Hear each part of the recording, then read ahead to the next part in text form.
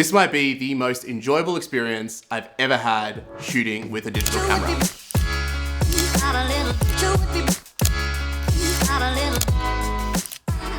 This is the Leica M8. It's Leica's first crack at making a digital rangefinder. Came out in 2006 and you should buy one today. But on paper, this camera sounds absolutely terrible. 10 megapixels, terrible dynamic range, a max usable ISO of just 1250, and it's not even full frame. And it costs how much? But if there was ever a reason to not judge a book by its cover, the Leica M8 is certainly one of those prime examples where on-paper specs don't really equate to a miserable experience in real life. But why is this so bloody expensive? Is it actually any good, and why should you buy one? Well, in this video, I'll answer these questions, but also later on, I'll discuss if there are any cheaper alternatives to this beautiful camera. First of all, I want to say thank you to my friend John for lending me his M8 and a few lenses to test out. Definitely go and check out his Instagram and give him a follow. He takes some amazing photos himself. Leica's are stellar cameras. I've had my M2 for 7 years, but you know, it was made 64 years ago, and yet it has more in common with this M8 than this M8 has with my X-T5. But that's not a bad thing. I mean, I adore my M2. The rangefinder enables quick and easy manual focusing, and like I described in my video about the M2, it truly is the superior way to manually focus quickly and accurately. However, you see, the biggest downside of this M2, well, it's the cost of film. With the price of film skyrocketing, I hardly ever shoot it, and it's just not economical anymore. And if I'm gonna spend money on film, I may as well shoot medium format. That's at least what I think. But I miss rangefinder shooting. It's so much fun, it's tactile and freeing to use a rangefinder, and it's something that, unless you've actually tried one yourself, you don't really know what you're missing out on. It also helps that Leica produces the absolute best rangefinder cameras on the planet. However, go and check out the prices for a new M11. They are not cheap. And this might lead a lot of people to naturally go looking at a pre-owned Leica. Well, those aren't cheap either. And then you might think, oh, okay, fine. What about an ancient one? You know, like the first digital one that they ever made. Surely a 17-year-old camera cannot be that expensive, right? Yeah, so about that. This is a $3,000 camera, still. Yeah. It pains me to know that I could have bought one of these for under $1,500 just a few years ago. Who knows if they'll keep going up in price. The M8 is actually the second digital rangefinder camera ever, coming out 2 years after the Epson RD1. Yes, that is the same company that makes printers as well, which was a camera that has some of the quirkiest features that I've ever seen on a digital camera, like an actual advance knob and analog dials. But it's also only got 6 megapixels, and nowadays they cost roughly the same as this M8. And look, I would rather get the M8. I think it's a lot more usable in today's world. I've had the pleasure of shooting with the M8's younger sibling, the M9, in 2016 when I borrowed it off a friend for a few weeks, and I was simply enamored with that camera. So I told myself that I need to buy one of these. But at the time, they were around $3,000, and nowadays they're close to $5,000. Just like old Japanese cars, the CCD Leicas seem to just keep going up in value. See, what I loved about the M9 though was just how analog it felt. The rangefinder was exactly like my M2, so it was really easy to use, and it was made out of solid brass, just like my M2, and that Kodak designed CCD sensor produced images that I just couldn't replicate with more modern cameras. It truly was so special. I'll admit, when I was younger, I did consider the M8 to be the inferior camera between the M8 and the M9. You know, for starters, it's not even full frame. But unlike modern crop-censored cameras, which have a crop factor of around 1.5 to 1.6 times, the M8's crop factor is just 1.33. So it's not actually as bad as you might think. It's still not full frame, but in all honesty, I don't really mind. So when using a 28mm lens, for example, on it, I get an effective field of view of 37mm.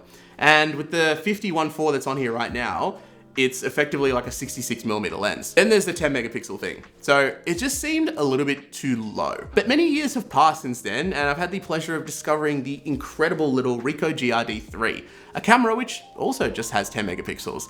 And through using it for a variety of personal and even professional work, I have realized that in the world of posting photos to social media, honestly, 10 megapixels is more than enough. And then there's also the benefit of that lower resolution just adding to the whole film look that the M8 can produce. Not to mention that when you take photos of people, the 10 megapixels really hides any flaws or imperfections, meaning that there's less work for you to retouch later on. But just going back to that film look that I mentioned. Yeah, so this sensor was produced by Kodak, and it really shows because the files out of this camera just come out so sensational. The grain has a beautiful structure to it, and with a little bit of tweaking in Lightroom, you can get the photos to look just unbelievable. So I used this camera with my Canon 50-1.4 LTM lens from 1957, which is colloquially known as the Japanese Summilux, and the results were just superb.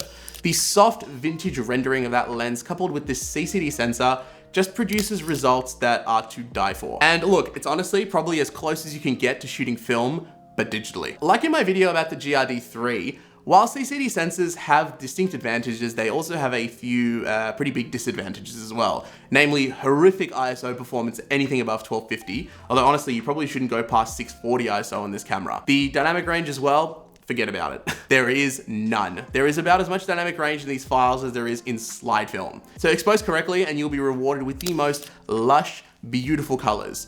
Over or underexpose, and unfortunately it's all over. Also, be sure to give this video a like as well. It really helps me out. Another thing that I love about this camera is its shutter sound. So I had read a bunch of reviews where some people consider it a little bit too loud, but I love it. It sounds so mechanical and like archaic in nature, and you just don't hear digital cameras having shutter sounds like this. The camera has two shutter modes, a normal mode where the shutter will advance automatically, or a discrete mode where it will only advance after you let go of the button itself. So it will only make that whirring noise when you let go of the shutter button. So if you're in a quiet place, perhaps a church for example, you can hold that shutter button down until it's safe to release and make noise again. My favorite aspect of this camera has to be the actual shooting experience though. I mean, it is just so tactile and fun. There is no displays at all, really. Unlike the X-T5, which has EVFs and live view goodness, the M8 really only has one screen and it's crap. You can only really use it to compose, I mean, to just make sure that your composition is right and that your exposure is more or less dialed in. Like, you won't be able to check how beautiful the photos are coming out, and it's also for its very rudimentary menu as well. You also have this top little LCD up here, which displays your battery level in 3-bar increments, as well as a 3-digit shot remaining counter. But given that the RAWs are just 10 megabytes each and a 32 gigabyte card, which also actually happens to be the maximum storage that this camera will even read, will hold over 3,200 of them, it's pretty much will perpetually always say 999 shots remaining. So this lack of displays makes for such a different experience when shooting, coupled with the rangefinder focusing and the solid brass build, and it's literally just like shooting a film M body, except you aren't spending $1 a shot. And because I have 7 years experience with the film M, shooting the M8 feels right at home for me, even down to the removal of the battery door to gain access to the SD card slot and the battery as well. Except, you know, on the M2 it's the same, except you put a roll of film in there basically. And I like as well, there's like a little indentation here on the side, which almost looks like it's like a roll of film. I mean, it's not, but it's a cool touch. The best bit about using an all analog rangefinder in such an old digital camera like this, as opposed to buying something like an old mirrorless camera and adapting M lenses to it, is that you don't have to deal with a crap display or an EVF to focus with. And as such, almost all my photos taken with this camera have actually been in focus. And I'm very confident in my ability to shoot with this camera quickly and efficiently, thanks to my years of experience shooting with my M2. Battery life is also surprisingly excellent on the M8. I get around 400 shots per charge, which I'm really happy about, and also really surprised about as well, because I'm pretty sure it's the original battery. So it's 17 years old at this point and still seems to hold a decent charge. I guess it sort of helps that it doesn't have any screens turned on so that, you know, it can last longer. The UI and the interface, look, it's not the greatest and it is pretty damn slow to review photos on, but it's not the end of the world. I mean, this is a camera worth being patient with. The biggest downside of the M8 also could be considered one of its strengths. The M8 has a sensor which, how do I say this? It's a little bit too sensitive to infrared light. What does this mean? Well, in practical terms, it means that sometimes you'll get a strange color cast on certain colored objects, like black clothes, which will almost look maroon in color. And it seems to be more prevalent when shooting with flash. So see how in this photo of Rebecca, her turtleneck looks burgundy? It was actually black, and also greens might look a little bit more yellow than green. To combat this, Leica actually sent out free IR cut filters to everyone who bought an M8, and I'm told that you can actually still email and ask for a set, provided that the serial number of your camera hasn't actually redeemed the filters yet. You can also buy the filters online, but I didn't actually have any on hand, so I just dealt with it. It was kind of cool though. I honestly don't hate the color cast, and you can always remove it in post if you want, but if you do put that filter on, then this problem goes away immediately. One upside of this increased sensitivity to infrared light, however, is just how beautiful the black and white photos turn out with this camera. So because it's capturing more sort of wavelengths of light, it enables you to just have more detail in your black and white shots. And look, if we're gonna be talking about flaws in CCD censored Leicas, I think the sensitivity to infrared light is a hell of a lot better than the M9's infamous corroding sensor, that's for sure. So John warned me that I wouldn't be able to look at other cameras the same way trying this thing out, and I hate to say it, but the guy's right. This thing really spoils you. I haven't had this much fun taking photos with a digital camera probably since I used the M9, but unfortunately I will have to give this M8 back. And so I wanted to see what the difference would be like in trying to adapt M mount lenses with my X-T5. So one of my complaints with early mirrorless cameras was that they had shocking displays and EVFs, and trying to accurately manually focus a lens, especially at a wide aperture, was just impossible. I hated trying to use M mount lenses on my X Pro 2 for this very reason, but the X-T5, I mean, it has an incredible EVF, and manually focusing with it is actually an absolute joy, especially with a silky smooth focus ring like on these Voigtlander lenses. So with the lens no longer playing a part in why the M8 was so special, could I try to fake the look that the M8's beautiful sensor produces?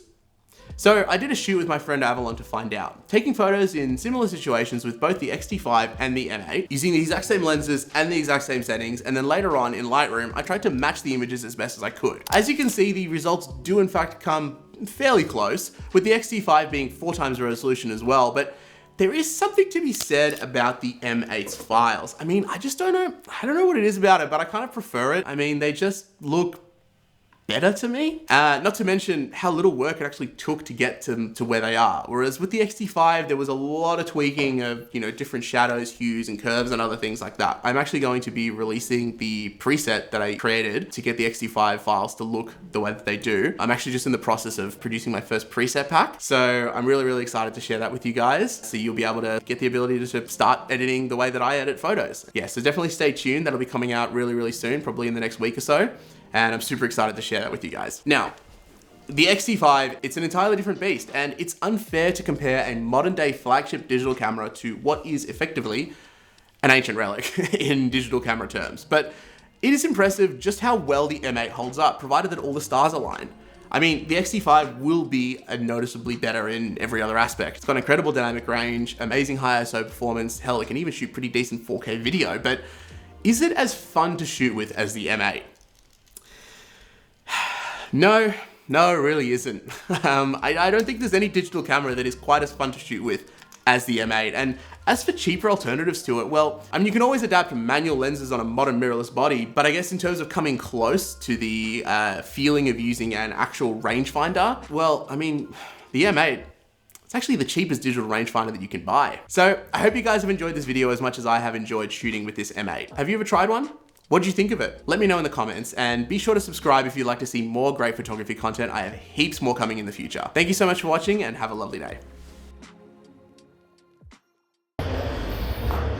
Yeah, gorge. These are awesome. This is such a fun camera.